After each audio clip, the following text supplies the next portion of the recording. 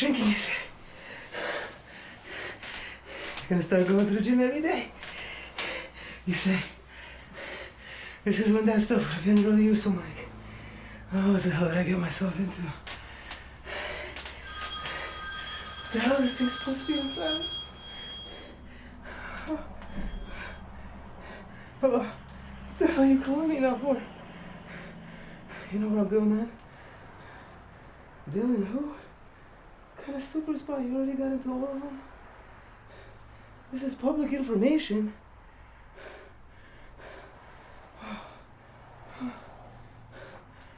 Let's just go ask Dylan then.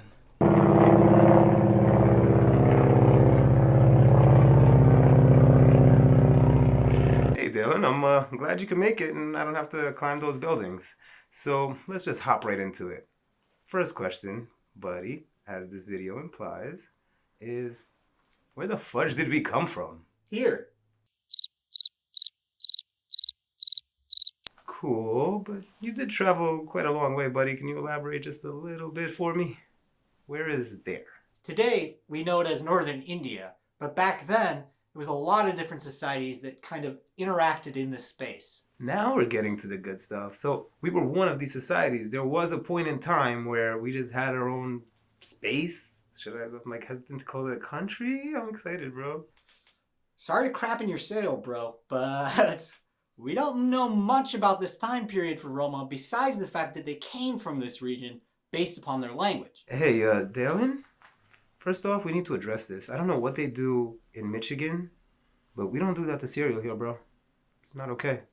And we're not having breakfast anytime soon. Probably ever.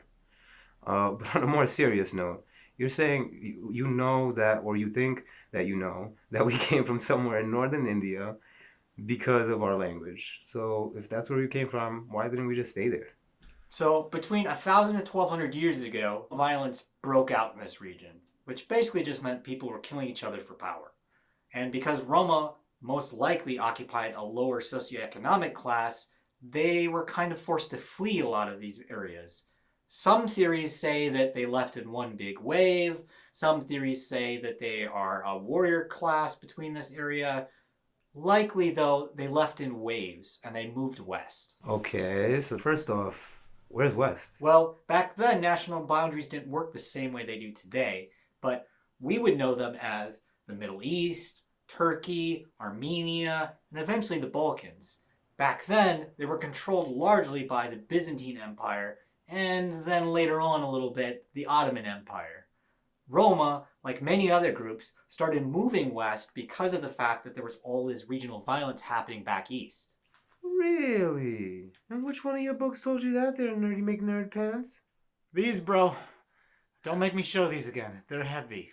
Whoa. That's a lot of books there, buddy. I hope you're not expecting any help with that, because I got my exercise from the building. You remember that thing?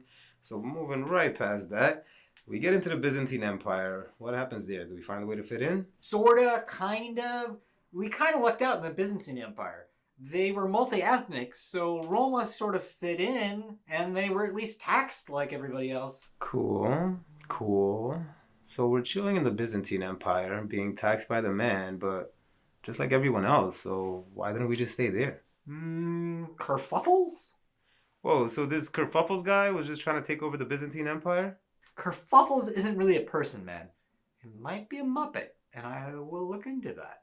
But what I was really trying to say was the fact that it's violence. Conflict was happening. Just like in northern India, the Byzantines started fighting the Ottomans, started fighting these other people back and forth, basically. And Roma, like many other people, continued their journey. And for us, we continued our journey up northwest. Come on, man. You see what you're working with? I thought Kerfuffles was a person. Can you tell me, like, countries and use names that I would actually know? So, Mike, the countries really aren't what we would know them as today. In fact, medieval Europe looks quite different. Lots of different warring factions, lots of different things moving around, small little tiny principalities and things like that.